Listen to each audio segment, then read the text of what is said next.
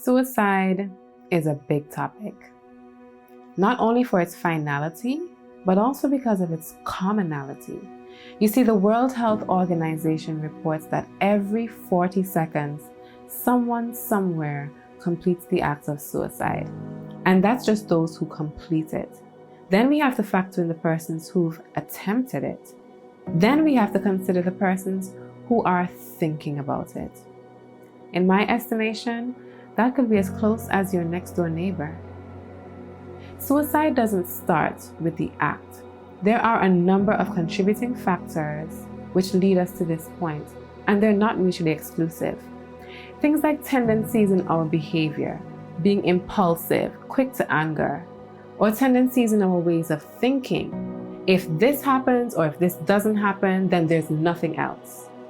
Maybe someone close to us, a family member, has completed the act of suicide. It may even be illness, physical or mental, that leads us to have higher risk of thinking about or completing the act of suicide. Some medications even have side effects that are suicidal ideations. More often than not, suicide is the result of our thinking and feeling towards a situation in our personal lives. Things like broken relationships, being gossiped about, feeling persecuted, abused, trauma, feeling outcasted, or like there's nobody there. Typically, there are two schools of thought of suicidal ideations. The world is a cruel place that has hurt me so much. It would be better that I were not here. Or, I have hurt so many persons and caused so much damage. It would be better that I were not here. There are also active and passive suicidal ideations.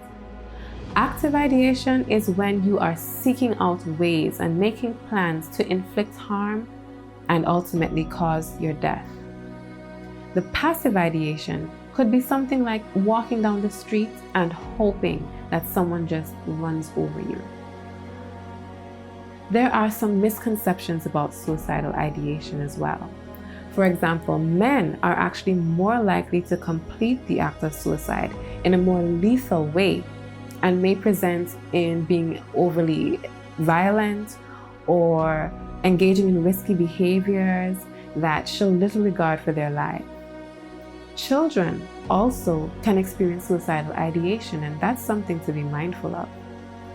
Now, suicidal ideation or talking about suicide can be attention-seeking behavior, but that's never your call to make.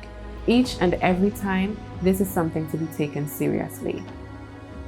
We in the helping profession tend to ask persons experiencing these thoughts and feelings some key questions. What are your warning signs or triggers that tend to lead you down this path, so that you can be aware of them and seek help earlier? What are some of your natural healthy coping skills, like going to the beach, calling a friend, listening to music?